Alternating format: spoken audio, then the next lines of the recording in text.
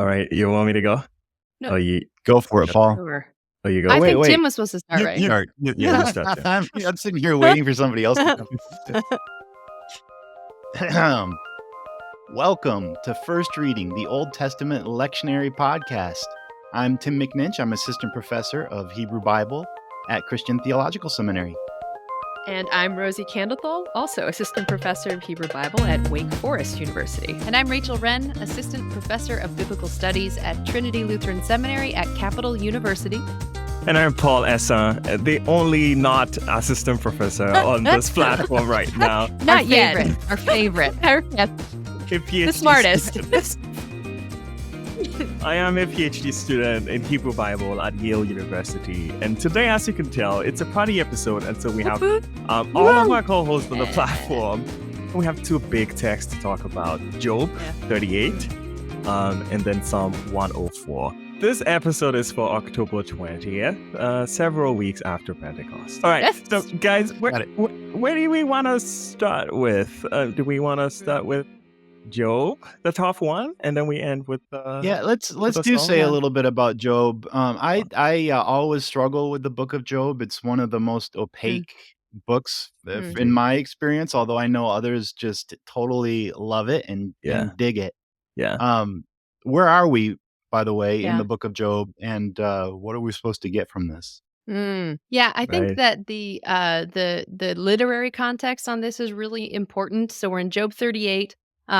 We are chapter upon chapter upon chapter after Job's friends with big bunny ear quotation marks have been like assaulting him verbally and accusing him. And then a young little pipsqueak friend comes on the scene and basically just does the same business over and over again. And this is where finally God enters the debate. So Job 38 is kind of the first time where God really comes in and says, okay, let me have my say. Yeah. Mhm. Yeah.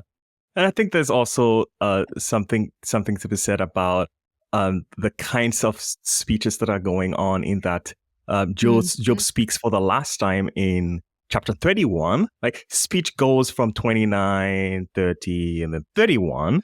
And that's the last time we hear Job speak. And like you said, Rachel, Elihu takes over and then speaks for a very long time.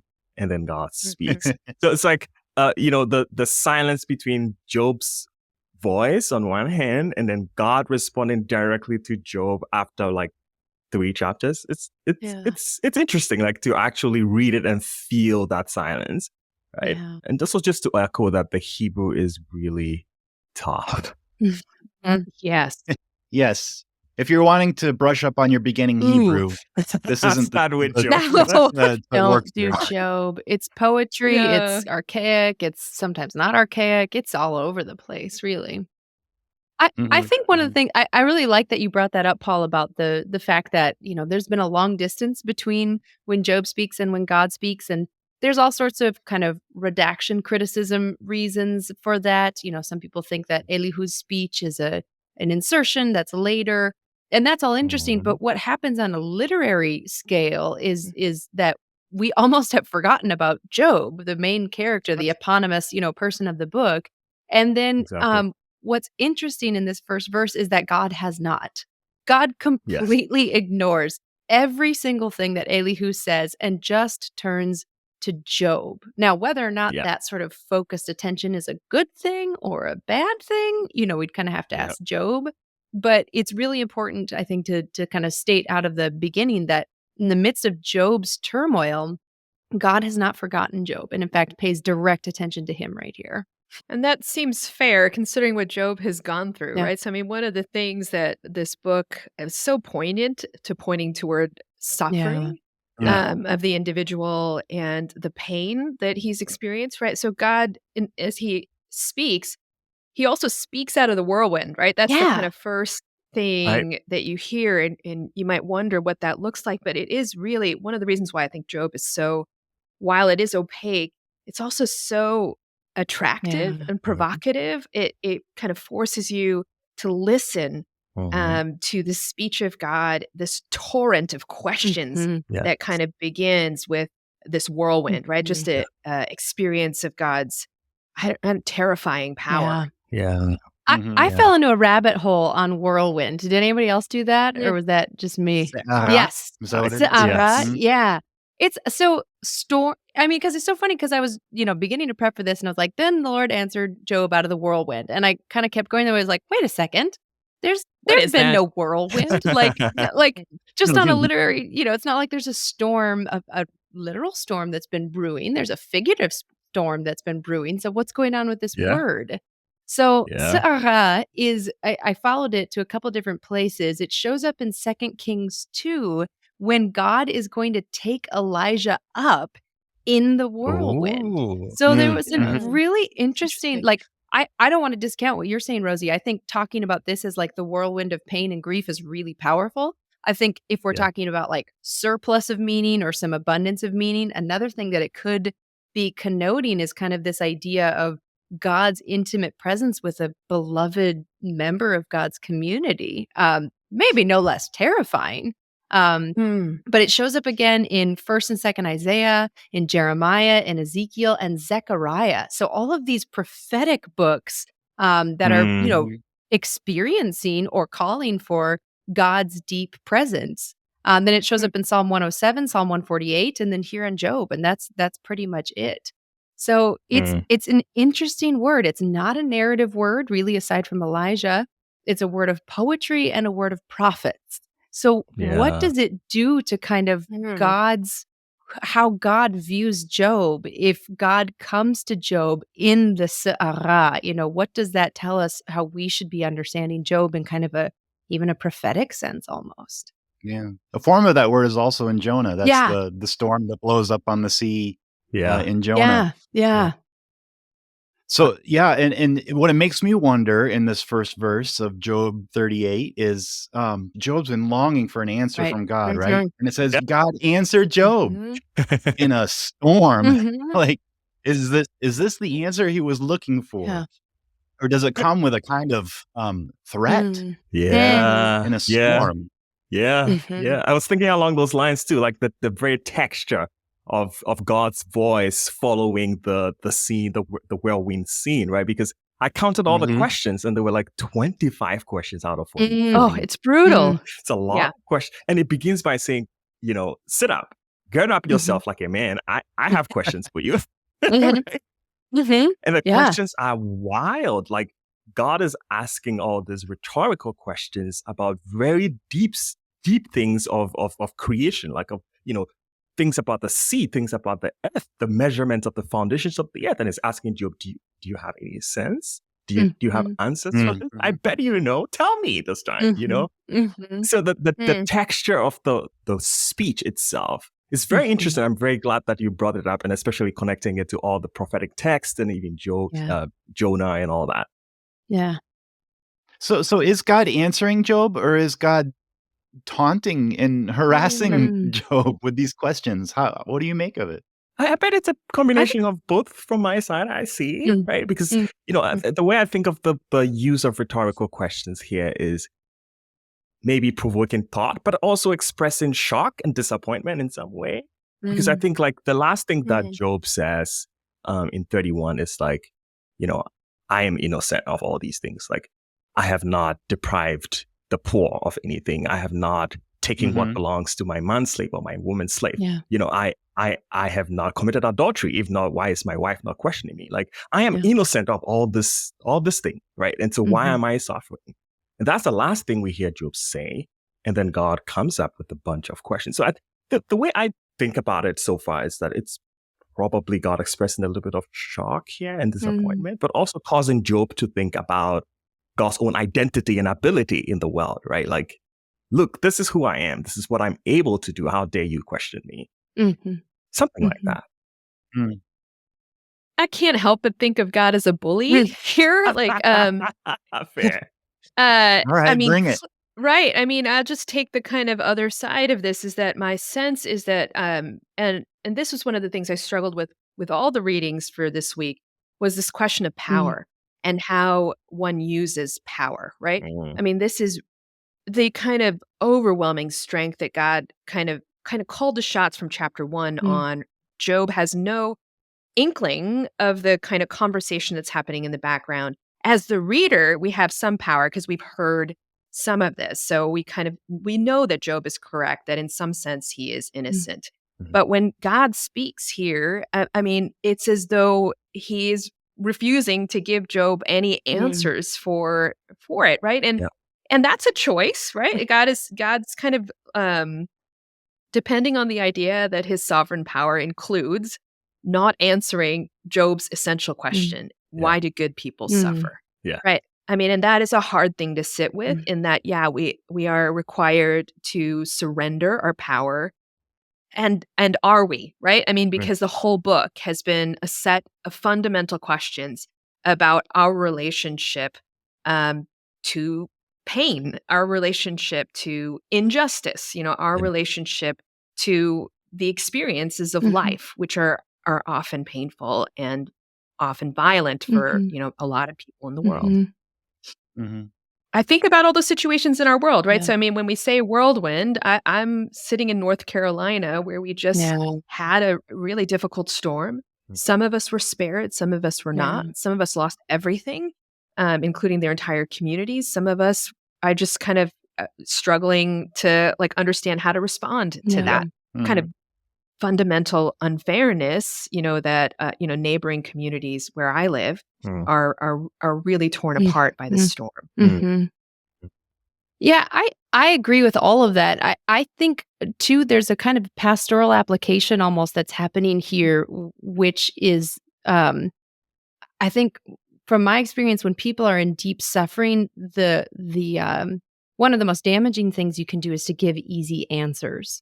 So I don't disagree that I wish God had said something different here, but I do wonder if this lection, if this pericope kind of rings true for people who have really struggled with the meaninglessness of suffering, and God doesn't come and deny any of that. God doesn't deny the depth of Job's suffering or the pain of it or any of that. It's sort of so I'm wondering if there's almost room in there that God is, even with this oppressive presence, that God is leaving for Job's experience to be honored and for him not to say well, you did this and this and this, and so then that allowed me to do that. It's almost like God is calling all of creation to witness to what Job is saying, even as he's calling Job in some ways to witness to creation. And that's not meant to be an apology for God. That's not meant to defend what I wish God At all. would have said in this moment. But I'm wondering if there is just an authenticity to the meaninglessness of suffering that this text kind of witnesses to. I think that rings true for me. I mean, that makes a lot of sense. And it feels like God's non-answer here is one way of saying that the suffering that you've experienced, Job, the reasons for it, I'm not going to tell you. You're not going to get that sort of answer. But I will say that the forces of nature are under divine sovereignty in general. How that works out in particular instances, Job, it's beyond your pay grade to know the details. Yeah. Which, I mean, depending on who you are and what kind of suffering you're undergoing, that could be a completely insufficient answer. And that's fine. Definitely. That's so I wonder if preachers are thinking of preaching a sermon, if it could be a sermon that kind of explores lots of different ways to handle suffering, or lots of different, kind of an abundance of ways to address suffering. The search for meaning is one. The resting in creation is another. The yelling at God is another, because God never tells Job, you shouldn't have said that to me. In fact, when we get to the end of the book, God says, Job's the only one who spoke of me correctly or spoke to me correctly, depending on how you translate that preposition. So, I don't think preachers, I think a pitfall would be trying to defend God and trying to make God's comment here somehow gentle and loving and pastoral. But I think it does open, I could see a sermon that uses this text to open up possibilities of responses to suffering. Yeah, and I would say that it in a way validates our prayers for those who are suffering. Yeah. Even if we don't understand why they're suffering, and we don't understand why God allows such suffering to happen, still it's appropriate to pray to God for relief. Yeah. Because somehow in a mystery that's beyond our comprehension, God is sovereign over it all. Yeah. I'd see this also in some way as like God's response in general, probably even the entire chapter of 38 in general, as responding to two foundational things that we all think of, or at least Job is sort of thinking of as the cause of suffering, which is the absence of God and then the presence of sin, right? Because Job is saying, like, I didn't do all these things, so why is it coming? Why is everything coming up on me? And then at some point he says, like, God is left, God is gone, and I know that he's going to eventually kill me in 31, right? So I see like God's response in this way, challenging that idea that you think that you're suffering because you sinned, right? Or you think you're suffering because I am absent. But it's none of that, right? Maybe the reasons are beyond that. And I'm not giving you the reasons, but definitely I can tell you that you're not suffering because I'm absent or you sinned. Yeah. Right? So it's interesting. for me, I think it's a challenge to what we presume is the origin of suffering. And that's exactly what I see as God responding to here. Right. So it's not giving us the answers, but it's taking wrong answers off the table. He is eliminating. I think that's an important thing for pastors to make note of too, in terms of as I think about this passage, I think about the way pastors hold power, help interpret suffering, right? And many of us, whether we're trained by our faith communities or trained by our cultures, kind of the immediate response often to suffering is to search for the reasons why and to do some self-blame. And I think it's very important for pastors to understand how they are often kind of a front line when people are suffering, and to be careful with the interpretations that we offer in the midst of that, right? I mean, so God asserts God's sovereignty, and maybe as pastors, we can do the same, but also to be careful with that significant power to affect how people interpret and live through their own suffering. How are they able to walk through that? That's a great point. Yeah, just to tie into that, Rosie, one of the other texts that's available this week in the lectionary is Psalm 104, which I found an interesting companion to this because it actually rehearses quite a bit of the same like celebration of God's control over nature that is given to Job in this sort of litany of rhetorical questions in Job 38. In Psalm 104, those same sort of reflections on God's power over creation are presented in worship as a celebration, a praise of God. But as you were encouraging us, Rosie, context matters, and it is pastorally important not to just offer a celebration of God's power in nature without an understanding of those who are experiencing suffering because of the power of nature. So in particular, I'm just looking at some of the verses in the lectionary for Psalm 104. Verse 5, it starts with, "You set the earth on its foundations so that it will never be shaken. You cover it with the deep as with a garment. The waters stood above the mountains. At your rebuke they flee. At the sound of your thunder they take to flight. They rose up to the mountains, ran down to the valleys, to the place that you appointed for them. You set a boundary that they may not pass, so that they might not again cover the earth." I mean, just imagery of God directing the waters here and there through the mountains and into the valleys. You wouldn't want to have a sermon where you're preaching Psalm 104 and celebrating, wow, the waters go where God wants them to go. If you're in, Western North Carolina, or places like that have experienced that sort of water-induced suffering.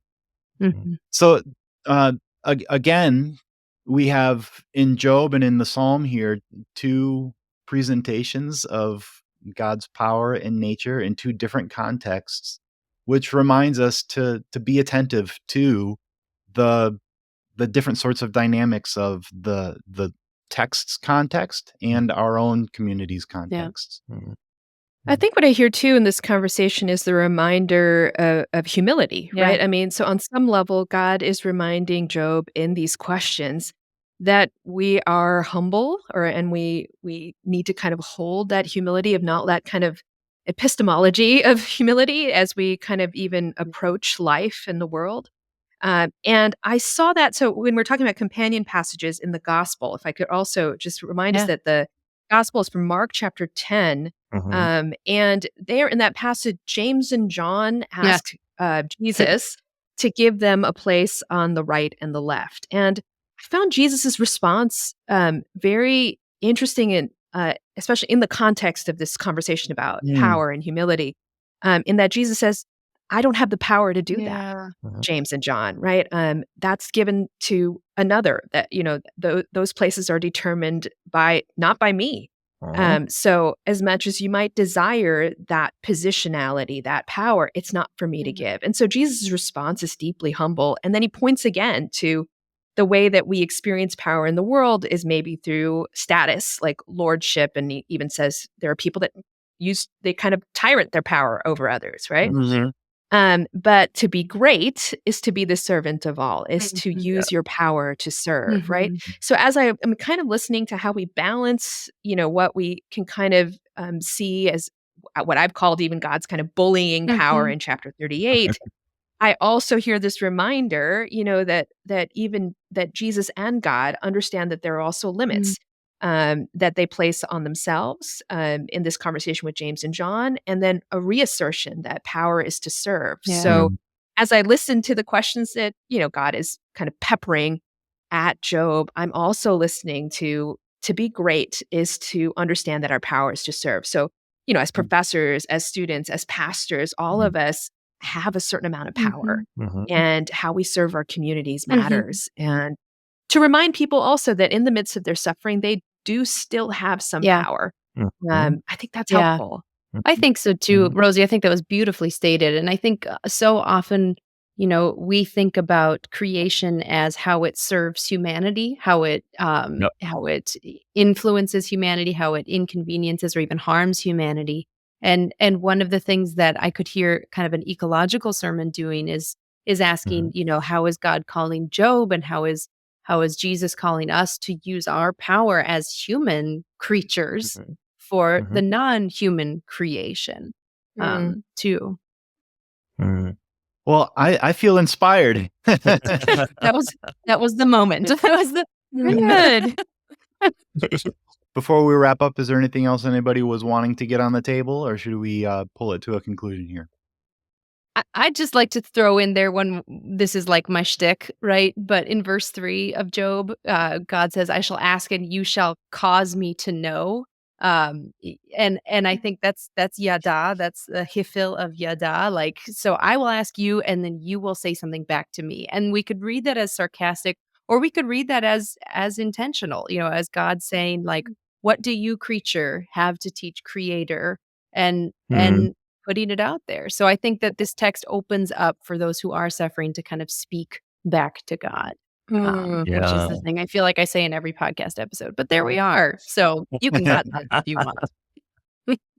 I was also thinking along the lines of like the origins of suffering and it being a mystery and a precarious part of life.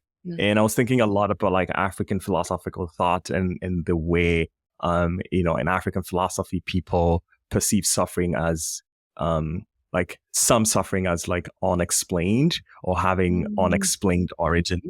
In some way, I feel like God sort of challenging the way Job is thinking about where his suffering is coming from, sort of speaks to some of that and says, I think you think that you are clean and you do not deserve suffering, but it's here because it's unexplained. But I'm not far away. I'm here with you, Job.